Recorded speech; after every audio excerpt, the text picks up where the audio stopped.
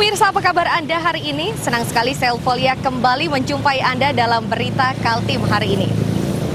Sejumlah berita penting telah kami siapkan untuk Anda dan berikut 3 berita utama Kaltim hari ini. 3 rumah di Tarakan ludes terbakar. Api cepat membesar karena bangunan terbuat dari bahan kayu.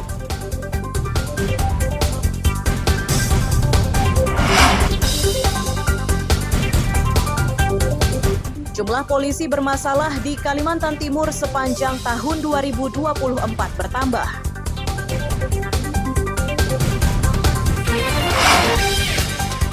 Penjual jagung dadakan banyak bermunculan di berbagai daerah saat malam pergantian tahun.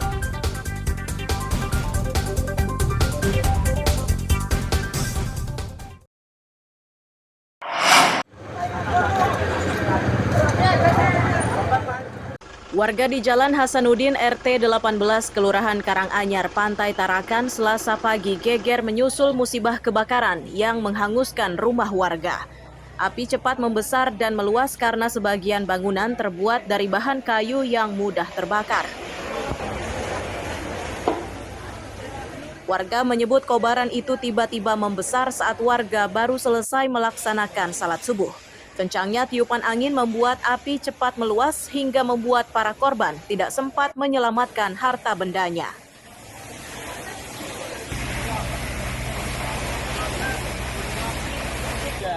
Tiga depannya, 3 rumahnya. Oh. Depannya itu.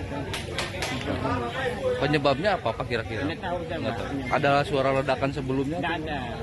Tidak tahu kita kan turun dari masjid. Tidak tahu saya. Tiba-tiba api sudah besar. Iya, api sudah mulai kan. Waktu itu Bapak di rumah siapa aja, Pak? Banyak rumah, masa tiduran kan anak-anak tidur sih kan.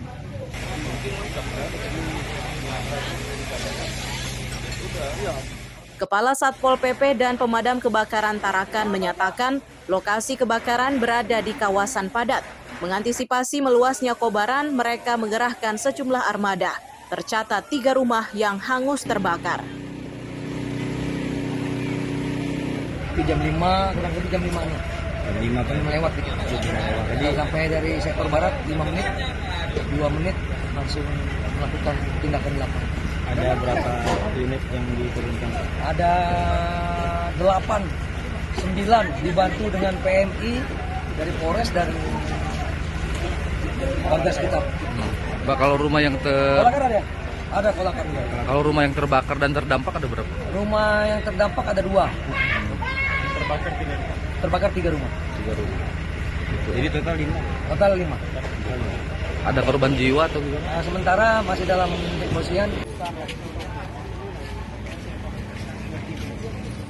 Tidak ada korban jiwa dalam musibah ini dan penyebab pasti munculnya kobaran masih diselidiki polisi. Mustafa melaporkan dari Tarakan, Kalimantan Utara.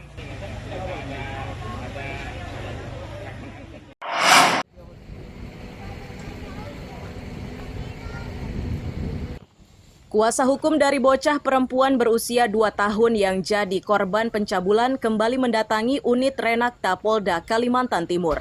Tujuan mereka yakni untuk menyerahkan video saat korban dimintai keterangan.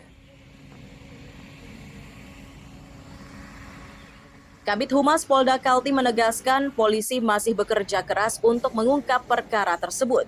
Disebutkan hingga saat ini sudah 9 orang saksi yang dimintai keterangan. Polisi juga sudah menerima hasil visum dari dokter. Ditambahkannya bahwa perkara ini menjadi perhatian khusus bagi polisi. Untuk saat ini korban telah didampingi pekerja sosial dari Dinas Pemberdayaan Perempuan dan Anak Balikpapan. Ada video yang nggak jelas tuh. Polda Kalimantan Timur menerima laporan dugaan pencabulan atau pelecehan seksual yang korbannya anak balita. Korbannya seorang anak perempuan balita. Laporan masuk tanggal 4 Oktober 2024. Kemudian berjalan waktu dari tanggal 2 Oktober itu kita sudah melakukan pemeriksaan saksi-saksi, ya, pemeriksaan saksi-saksi sebanyak 9 orang.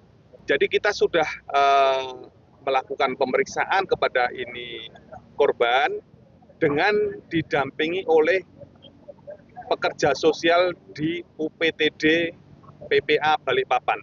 Kenapa harus didampingi oleh UPTD PPA? Karena ini adalah anak umur 2 tahun, sehingga belum bisa dengan jelas menyampaikan apa yang terjadi pada dirinya, sehingga kami memerlukan pendampingan dari PPA. Ibu polisinya, kenapa kakak diam kalau ibu polisinya jawab?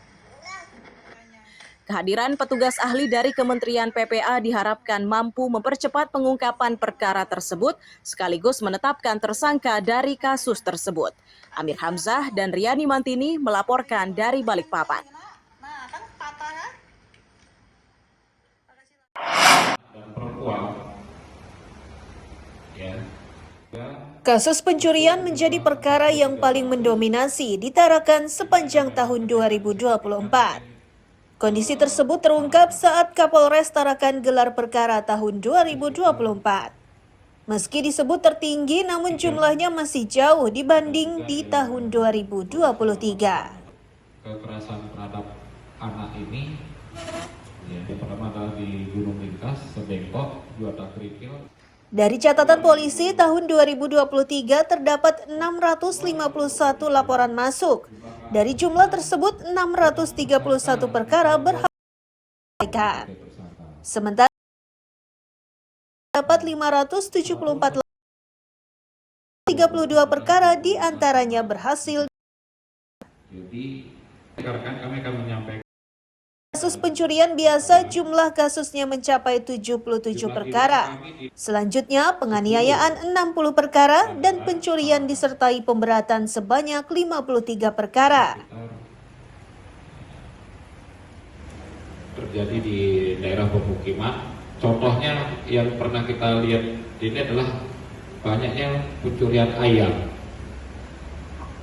Ya, nah ini nggak tahu juga pencurian ayam. Itu yang kedua, pencurian mencongkel di kios-kios, membongkar, mencuri apa itu namanya, rokok sama itu di kios-kios itu, di rombong-rombong itu, biasanya rombong ya, nah, rombong-rombong itu yang terjadi.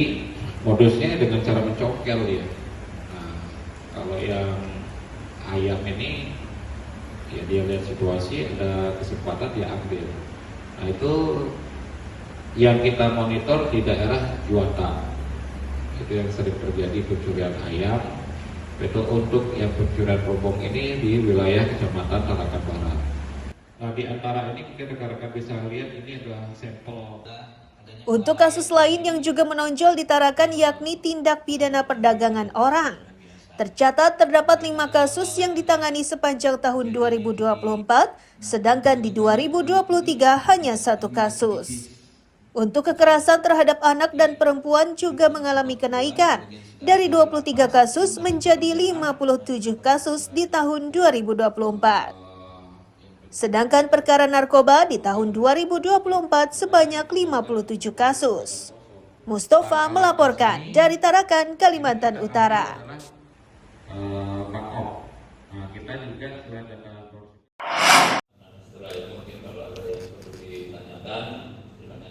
Kapolresta Samarinda memastikan kasus narkoba menjadi kasus tertinggi di sepanjang tahun 2024.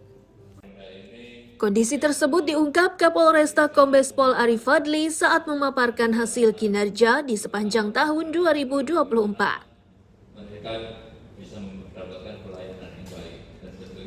Meski masih menduduki peringkat teratas, namun Arif Fadli memastikan perkara narkoba yang ditangani menurun dibanding tahun sebelumnya. Jika di tahun 2023 terdapat 339 kasus narkoba, di tahun 2024 jumlahnya 255 kasus. Dengan 1.160 personil. Khusus untuk di Kota Samarinda, untuk kasus-kasus menonjol yang tertinggi yang saat ini bisa kita datakan, yaitu kasus narkoba, ya. Walaupun mungkin kita ketahui bersama bahwa daerah Sungai Dama yang sama-sama menjadi ikon negatif kota Samarinda sebagai salah satu tempat peredaran narkoba, di tahun 2024 total pengungkapan yang dilakukan oleh Satres Narkoba Polresta Samarinda dan jajaran ada 255 kasus. Ini turun dari tahun 2023 yang total pengungkapannya ada 339. Arif Fadli menyatakan tahun 2025 tantangan untuk memberantas peredaran narkoba di Samarinda akan semakin lebih berat. Meski begitu, ia yakin dengan kemampuan calon Kapolresta baru yang akan memimpin Polresta sejak awal 2025. Iswanto melaporkan dari Samarinda. Polresta Samarinda menggelar pelajar mengintensifkan pemantauan